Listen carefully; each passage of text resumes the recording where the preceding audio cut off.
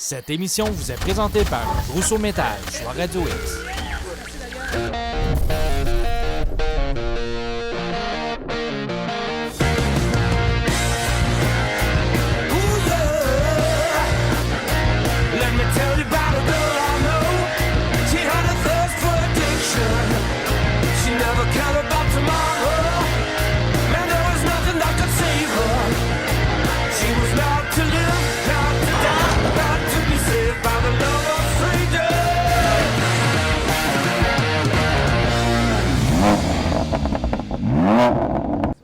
Salut tout le monde, on vous souhaite la bienvenue à Festidrag.tv. Martin d'Anjou, salut! Allô! Regarde-le qui est fier de sa chaîne de trottoir. Regarde-le, t'as comme un pied de plus.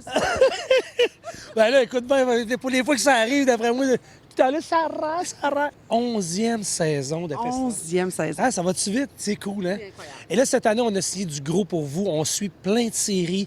La Drift des MCC, F1600, Sentra Micra, Nissan, là, parce que là, il y a des mix. Mais là, c'est pour toute la Sentra. Rendu que Sentra, étant donné que j'ai fait l'entrevue telle une vraie professionnelle, c'est ça, on n'a plus de Micra, là. C'est fini les Micra. Micra. Show avec Jacques Dehaye, qui est le promoteur et propriétaire de la série. Ensuite de ça, on a les Car & Coffee qu'on va suivre pour vous cette année en exclusivité. Alors, on fait un gros recap sur le Salon Autosport en partant le show cette année et on vous compte toutes ces belles histoires-là pour la 11e saison de Festidrag.tv. Et là-dessus, qu'est-ce qu'on dit? Ben, moi, je reste dans le même pour le reste de la saison. Veux-tu qu'on chante une chanson? Voici en images quelques-uns des meilleurs moments du Salon Autosport de Québec Malco 2024.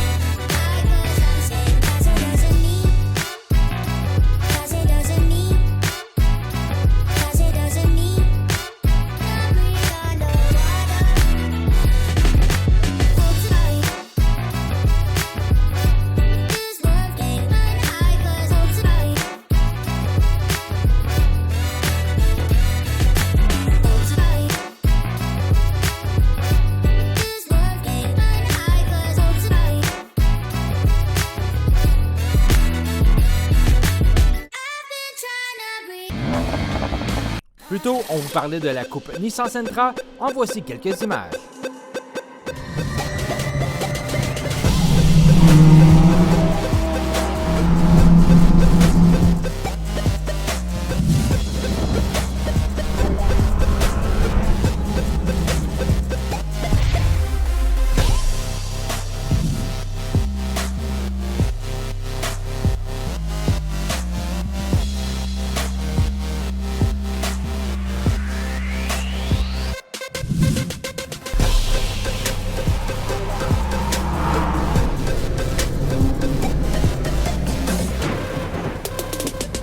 On se prépare pour la saison 2024. C'est un gros été et surtout deux gros calendriers qui nous attendent au niveau, bien sûr, de deux courses.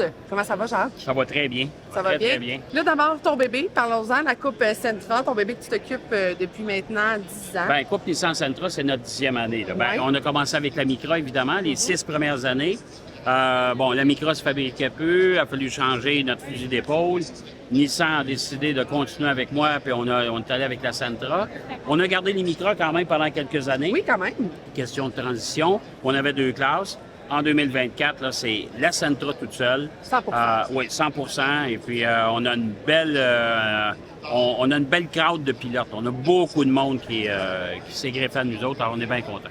Calendrier nord-américain aussi. Calendrier nouvellement nord-américain. Cette année, j'imagine que c'est excitant pour vous autres. Ben, on s'en va à Mosport pour le début de saison, au mois de mai. Après ça, on aura notre Grand Prix Nissan qu'on a fait pour la première fois l'an dernier à Icar, où Nissan invite tous ses clients. Et ça a été un happening absolument extraordinaire. Et après ça, on s'en va aux États-Unis. Première fois qu'on traverse la frontière, on s'en va à Lime Rock. Magnifique circuit, on s'en va courir là. On revient, ben là, c'est le Grand Prix de Trois-Rivières. On retourne à Mosport, puis on termine à Calabogie, en Ontario. Et ça aussi, on a bien hâte, parce que la Sentra, ça sera la première fois qu'ils vont courir là-bas. De pouvoir traverser la douane, est-ce que c'était un projet que vous aviez depuis longtemps? Ça fait longtemps que Nissan m'en parle. On n'était pas prêts. J'ai fait des premières tentatives, des contacts de promoteurs de circuits là-bas. J'ai rencontré quelqu'un qui était bien ouvert. Malheureusement, la pandémie est arrivée, fait que les frontières se sont fermées. Oui, comme dans tout le sens du terme. Et voilà. Alors, on a tout abandonné ça. Mais là, étant donné que c'est terminé, j'ai refait les mêmes démarches auprès de le même contact que j'avais aux États-Unis. Il était bien content. Il dit oui, il dit, cette année, et il y a même de l'ouverture pour dans un avenir assez rapproché qu'on aille plus qu'une fois. Wow! Ouais. Et là, genre, comme quoi, t'es pas assez occupé en plus des médias, en plus de cette coupe-là, ben là, il y a la Coupe 1600 aussi qui s'est invitée dans ton horaire. Ouais. Troisième année, je pense. Formule 1600, c'est la première année. Première année. C'est une série que je connais bien. Et je connaissais bien je connais bien l'ancien promoteur, qui est Marcel Lafontaine, d'ailleurs, que je salue.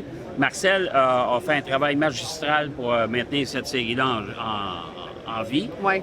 Mais là, depuis quelques années, peut-être presque 3 ans, il y a des préoccupations de business, de travail. Il y avait des gros projets qui sont venus, qui ont finalement abouti. Et là, ben, ça a mangé tout son temps. Ouais. Il dit, Jacques, je suis plus capable de faire ça, je suis plus capable de m'en occuper. Alors, il m'a offert la série. Il dit, écoute, tu as déjà l'expérience comme promoteur. Absolument. Est-ce que ça te tente de prendre ça? Puis j'ai dit oui. J'ai dit oui, on va relancer ça. Alors, je redémarre la série 1600. Cette année, un calendrier un petit peu plus restreint. Il faut rebâtir plein des choses. Ouais. Il y a beaucoup de travail. On a mis beaucoup d'énergie jusqu'à présent. Nouveau site web, nouveau logo qui va être dévoilé aussi, Ouais. etc. Ben, il est déjà là. C'est ce que j'allais dire. Je le il me semble que cette chemise-là, c'est ça. elle était pas comme ça l'année passée. L'ancien logo est là, mais le nouveau est ici. Fait que, tu sais, on va retravailler ça. Ouais. Puis on va essayer de les amener sur des nouveaux circuits aussi également là, pour essayer d'activer les choses. Parce que moi, ce qui est important avec ces deux séries-là, on prend les jeunes au karting, puis on offre 2 produits. Tu veux faire de la monoplace ou tu veux faire de la voiture de tourisme? On a tout ce qu'il faut. Et je pense que. Et à des prix quand même, à des budgets raisonnables. C'est ça qui est important. C'est le nerf de la guerre aux courses. Absolument. C'est dans la guerre, c'est pour les commanditaires, les partenaires aussi. Oui, on a du fun dans les estrades, mais ça reste une business.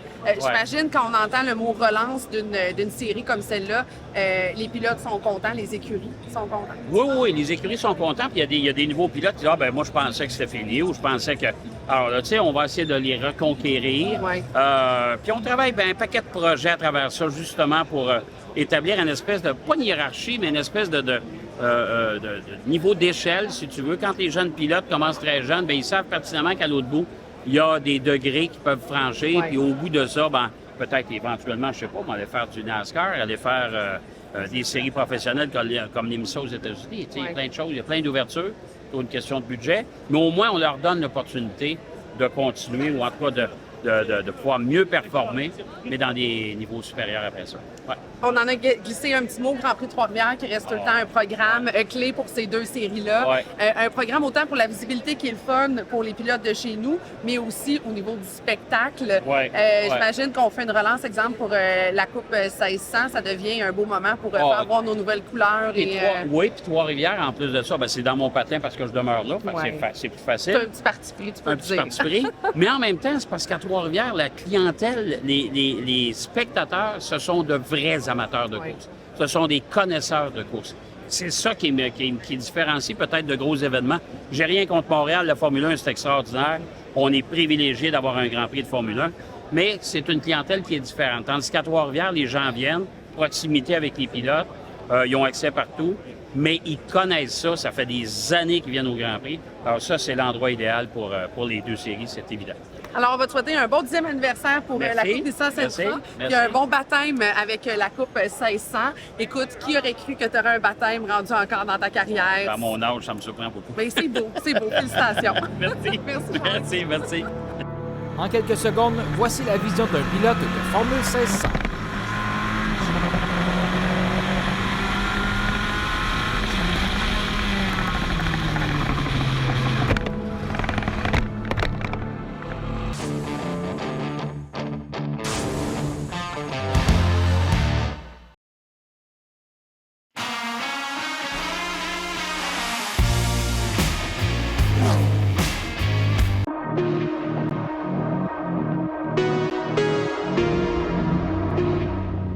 tout le monde, bienvenue pour la première ronde de DMCC à Sainte-Croix. On va pas vous faire croire qu'il fait super beau, la météo est à chier, mais le monde qui sont ici vont quand même avoir du fun. Le calibre des pilotes et des voitures dans la série DMCC en 2023 est le meilleur des 5-6 dernières années selon moi, puis on va avoir tout un show cette année.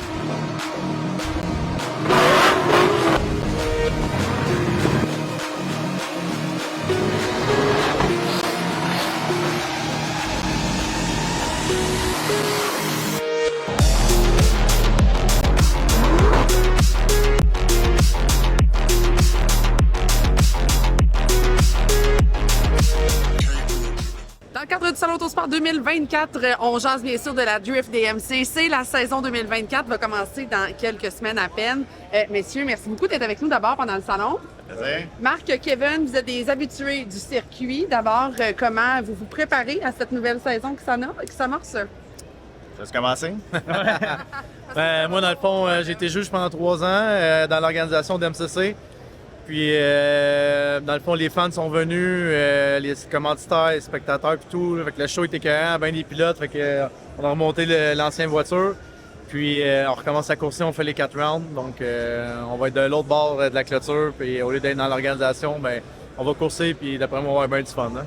Ça, Marc, justement, de retrouver le circuit après avoir été 3 ans assis confortablement à juger. J'imagine que l'adrénaline est encore là, puis la passion est toujours là. Ben, c'est sûr que c'est pas le même genre d'adrénaline. Là. C'est sûr que quand tu juges aussi, il faut quand même que tu sois un peu réveillé et tout. Mais non, là, on en revient. On est habitué. Là. Je course l'hiver. J'ai drifté pour le fun aussi pendant une couple d'années. Donc, je repars pas à zéro. Là, fait qu'on va avoir quand même pas mal de plaisir. Là. La nuit, ça jamais du cas, vraiment. Non. Kevin, de ton côté, comment tu te sens pour la prochaine saison? Ben, pour moi, moins d'expérience que Marc en tant que pilote, mais beaucoup d'expérience côté spotter pour Miro dans le temps, Ouais. puis Dave Briggs. Mais cette année, j'ai pas fait de grands changements sur la voiture. Fait que, on en retourne avec une voiture qui a quand même bien fonctionné l'année passée, puis avec des petits changements. Fait que j'essaie d'avoir pas mal de seat time, puis peut-être essayer d'avoir un podium cette année. Pour dire que j'ai l'impression qu'il y a un beau vent de fraîcheur au niveau de l'organisation du DMCC, que ce soit avec les Labros Arsenault. Comment vous voyez cette évolution-là pour la nouvelle saison? On le voit tout de suite, là, en sortant de la pandémie, comme on disait tantôt, il y a quand même... L'année passée, on a vu beaucoup plus de spectateurs, beaucoup plus, on va dire, des kiosques et, en tant que tel. Puis je pense vraiment qu'ils m'ont apporté vraiment du bien au sport. Ils ont beaucoup d'expérience. Ouais. Fait que, je suis d'accord avec ça aussi. Ouais, exact, c'est ça. Mais les gars ont quand même vieilli. Là, dans le temps qu'on était plus jeunes, on était tous 20, 25 ans.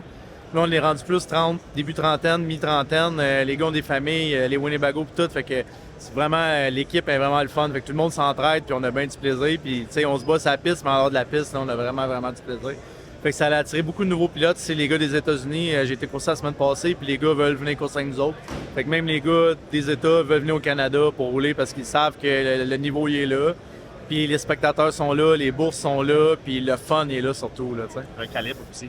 Si le calibre des drivers augmente de chaque année, puis même côté Pro-Am, cette année, il y a beaucoup de pilotes qui sont inscrits, même qu'il fallait qu'ils fassent des limitations parce qu'il y en avait trop. C'est un beau problème. Oui, exactement. Il manque juste de temps de circuit maintenant. Il faudrait peut-être que l'année prochaine, on va peut-être tomber en 2 jours. On va voir après la saison 2024. Au niveau du calendrier, ça ressemble à quoi cette année? 4 courses. Donc 4 rounds, première course 1er juin à Sainte-Croix. Puis la finale qui va être à Icare, donc la piste mère de DMCC. C'est toujours un très beau spectacle à chaque fois, effectivement. exact. Messieurs, je vous souhaite un gros merde pour votre saison. Ayez beaucoup de plaisir. On vous souhaite effectivement que le temps de piste augmente, que le calendrier augmente et que les fans suivent encore pour la saison 2024. Puis on se recroise peut-être derrière le volant cet été. Yes, sir. Ouais, merci. Yes.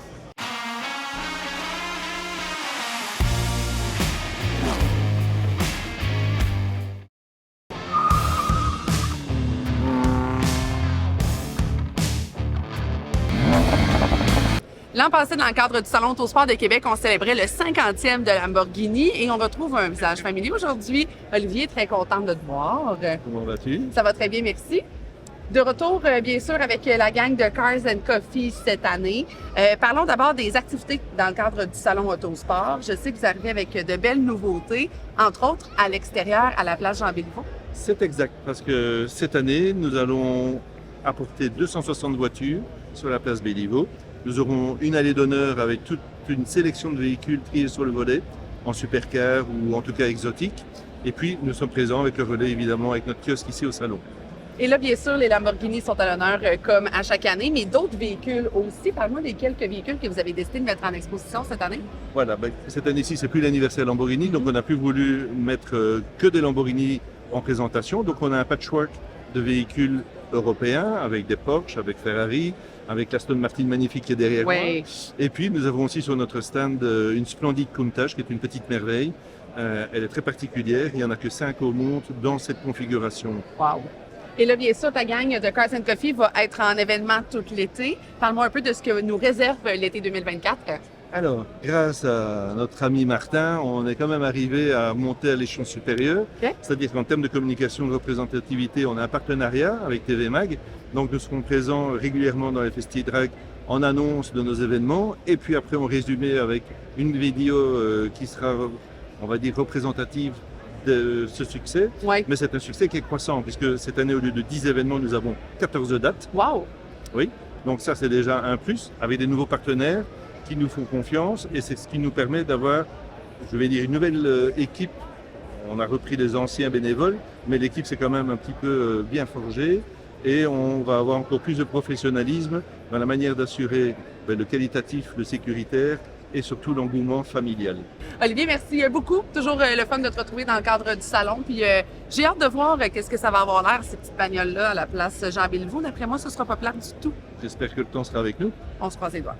Oui.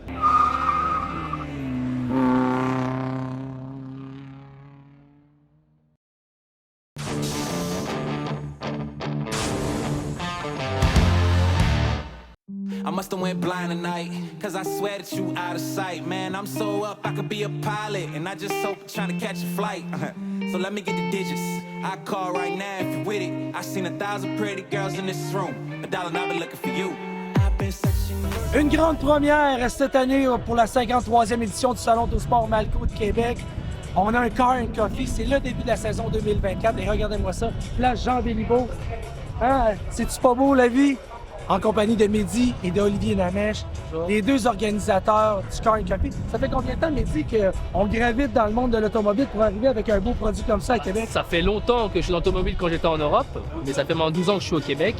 Et donc depuis 2017, j'ai repris en fait avec un autre partenaire les événements qui étaient sur un petit comité qui fait grandir ça d'année en année. Puis depuis l'année dernière, je suis avec maintenant Olivier Namèche qui est avec moi juste ici. Et on a changé un peu tout ça, on a fait créer une belle structure et maintenant vous voyez le résultat. On parle de combien d'événements cette année? 15 événements. 15 événements que vous allez avoir en exclusivité à Festival.tv. À chaque semaine, on va faire un petit recap. Olivier Namèche, que vous connaissez, notre chroniqueur Lamborghini, baby. Lamborghini, oui. Hein, mes bébés. Et là, on va voir Jacksonville cette année. On y est allé. Oui. Beaucoup de belles voitures à vous présenter. Voilà, mais en tout cas, nous avons un super plateau ici pour notre première. On a une allée d'honneur avec pas mal de véhicules exclusifs qui sont présents. Et bon, pour un démarrage, c'est vrai que les gens devaient se lever très tôt. On a quand même 160 voitures présentes aujourd'hui, donc c'est chouette. Ouais, on commence avec ça. Donc, pour vous maintenant, les meilleurs moments du Car & Coffee à Place Jean-Béliveau dans le cadre de la 53e édition du Salon Autosport Malco de Québec. Pour vous, maintenant! I must have went blind tonight, cause I swear that you out of sight. Man, I'm so up, I could be a pilot, and I just hope trying to catch a flight.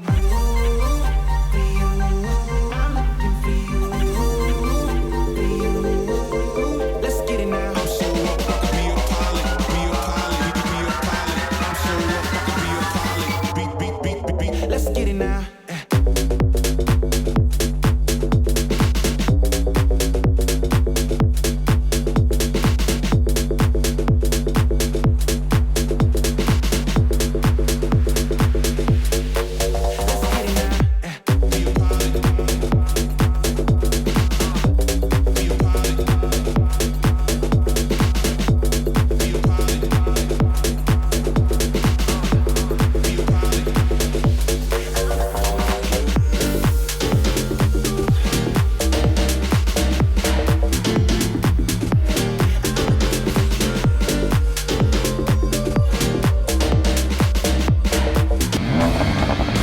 vous avez le premier show, vous avez aimé ça, on a plusieurs séries. On continue la semaine prochaine avec d'autres séries qu'on suit en exclusivité à Festistrike.tv, la NASCAR Canada. Le Grand Prix de Trois-Rivières, bien sûr. Et aussi, on a le Super Tour, Bracket Super Tour, des courses d'accélération. Alors tout ça, pour vous, la semaine prochaine, on continue à faire du bruit. Là-dessus, qu'est-ce qu'on dit? Ben, on fait du bruit. Fait du bruit, Fait du bruit. On peut y aller? Cette année, on voit grand. C'est toujours un réel plaisir pour moi. Hey, j'ai fait 3 entrevues, je commence de même. On est fou.